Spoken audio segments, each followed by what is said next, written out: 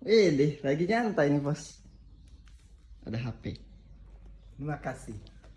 Langsung. Marky box. Mari kita unbox. Lah, HP-nya mana? Ini. Yang bapak. Oh, dari unbox ya udah. Enjoy. HP baru. Pilih HP ini untuk orang tua karena mereka maunya merek Samsung, nggak mau merek yang lain. Tapi bang, kenapa nggak dikasih tahu kalau ada HP lain yang di harga segini itu punya spek yang lebih tinggi? Well, kita nggak terlalu berpatok sama chipset melulu ya, karena percuma mau chipset setinggi apapun kalau bukan itu yang jadi kebutuhan. Karena di harga 3 jutaan ini tuh nggak mungkin dapat semua, jadi disesuaikan aja sama apa yang paling dibutuhin. Nah, di sini ada beberapa bagian yang paling gue butuhin dan gue prioritasin untuk orang tua karena orang tua nggak main game kompetitif di HP. Yang jadi prioritas utama adalah tentu bagian layar, karena penggunaan orang tua cuma untuk WhatsApp, Facebookan, nonton YouTube dan foto-foto. Layar yang bagus jadi bagian penting dan paling dibutuhin untuk nikmatin kualitas multimedia, karena layar dari Samsung itu juara. Samsung Galaxy A32 ini pakai panel Super AMOLED. Ciri khas layar Samsung emang beda, gambarnya bagus, warnanya vibrant, dan kebetulan nyokap maunya sidik jari yang di layar, karena sidik jari di layar cuma bisa di layar AMOLED. Sayangnya respon dari fingerprint itu gak cepet-cepet banget, kadang miss dan gak bisa asal tempel aja, harus ditekan lebih lama. Tapi yang menariknya, ini HP 3 jutaan yang punya brightness paling tinggi, 800 nits. Biasanya brightness segini tuh ada di HP-HP flagship. Resolusinya juga udah Full HD, tajam jadi seru buat Netflixan ya, karena udah sertifikasi Widefine L1. Untuk bezel lumayan tipis dengan water drop notch, dilindungi Corning Gorilla Glass 5 yang kuat, dan yang paling penting di sini punya refresh rate tinggi 90 Hz dan 180 Hz buat touch samplingnya, biar scrolling jadi lebih mulus.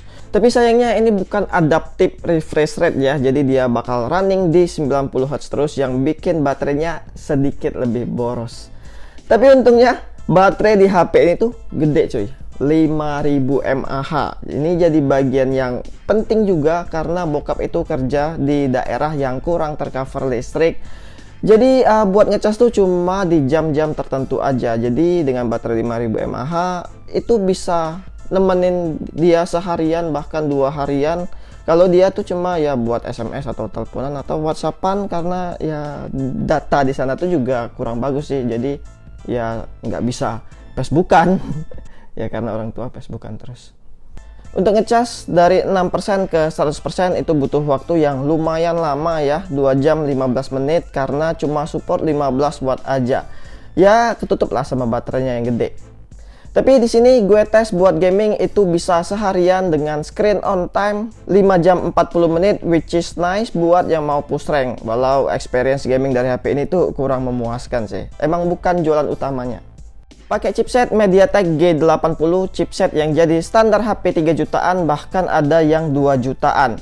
Dengan varian RAM 6GB dan storage 128GB. Secara grafis sih dia setara HP 3 jutaan lainnya. Mobile Legends bisa set ke high dan bisa high frame rate. Lalu PUBG Mobile bisa dimainin di Smooth Ultra. Dan Genshin Impact langsung disambut ke grafis terendah. Ya gak bisa maksa, ini HP mid-range. Nah, kestabilannya nih yang kurang memuaskan ya. Untuk Mobile Legends, grafis low aja tuh kadang frame drop kalau lagi war. Padahal PUBG Mobile yang lebih berat itu nggak separah di Mobile Legends loh. Tapi kalau Genshin Impact itu tenang aja, masih playable kok, asal grafis di set ke rata kiri dan pasti frame drop juga. Jadi soal kebut-kebutan, HP ini bukan yang terbaik. Oh ya, kita belum ngomongin desainnya nih. Kalau desain gue suka ya, simple dan jadi ikoniknya banget buat trio A32, A52 dan A72. Jadi masalah mirip dengan S series itu gak kejadian lagi. Ya bagus lah kalau dibedakan gitu, yang mana jadi ciri khas mid range, yang jadi ciri khasnya flagship mereka. Jadi biar gak ada apa sih sebutannya, Terus untuk finishingnya ini glossy, mewah kayak kaca, padahal bukan ya. Ini bahannya masih polikarbonat. Dan yang pastinya nempelin sidik jari. Kalau nggak mau sidik jari kelihatan, pilih warna yang terang kayak warna biru ini, atau satu lagi ada warna ungu muda, lilac gitu. itu nggak terlalu kelihatan kalau warnanya cerah terang kayak gini ya. Beda kalau warnanya hitam, itu kelihatan banget sidik jarinya.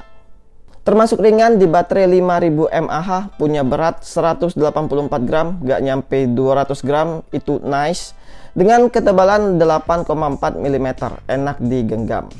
Punya triple slot, dual nano SIM dan SD card, audio jack, mono speaker yang suaranya oke aja, standar HP 3 jutaan ya. Dan yang penting HP ini tuh juga sudah ada NFC. Paling yang aneh kalau ya pertama kali ngeliat HP ini tuh di bagian si kameranya ini, karena nggak ada frame-nya, jadi dia tuh langsung nonjolin buletan aja gitu.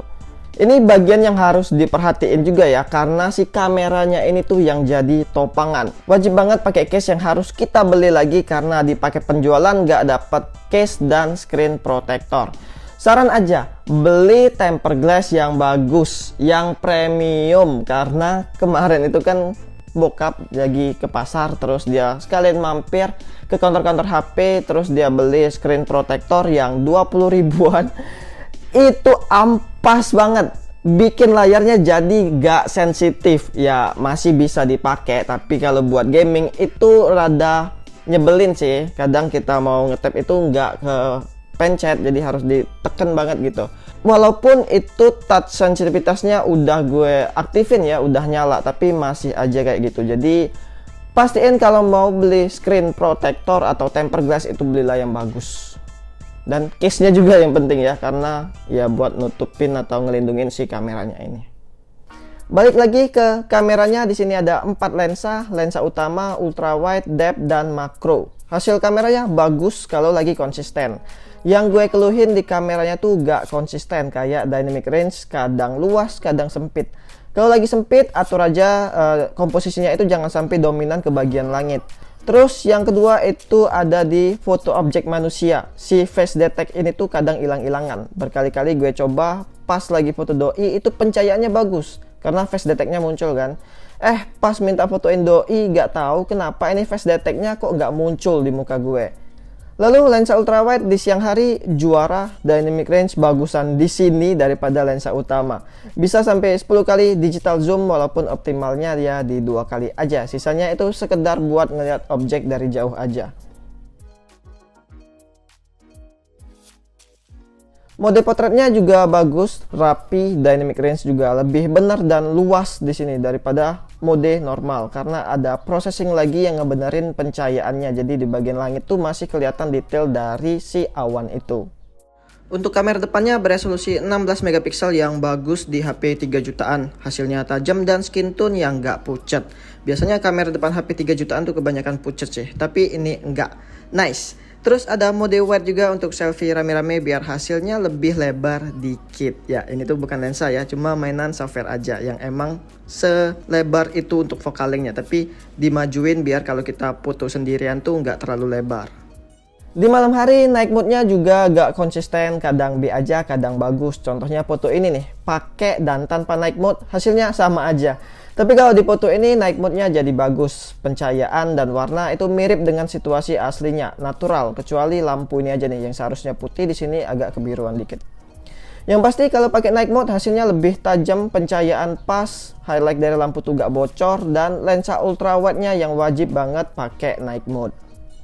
Untuk video lumayan stabil, khas IIS ya, sayang aja FPS-nya cuma mentok di 30 fps. Jadi dipakai rekam sambil jalan itu masih ada jitter plus motion blur dari 30 fps tadi. Coba aja bisa 60 fps, jadi bisa kelihatan lebih smooth. Oke, ini adalah hasil kamera depan dari Samsung Galaxy A32 di resolusi Full HD 30 fps aja. Ya, karena kamera belakang aja sih ya, cuma mentok di 30 fps. Dan setelah gue lihat tadi tuh hasilnya ya masih shaky, dia nggak stabil. Dan ya untuk dynamic range silahkan dinilai sendiri. Ini maklum ya udah rada gelap sekarang. Mau maghrib ya guys, sekarang jam 17.52. So itu dia pendapat gue tentang Samsung Galaxy A32. Intinya yang jadi prioritas di sini tuh adalah user experience-nya yang nyaman. Jadi daily driver juga enak buat orang yang nggak berfokus ke performa untuk gaming ya. Apalagi One UI Samsung itu nggak pernah salah. Salah satu favorit gue karena smooth dan user friendly, apalagi untuk orang tua kan.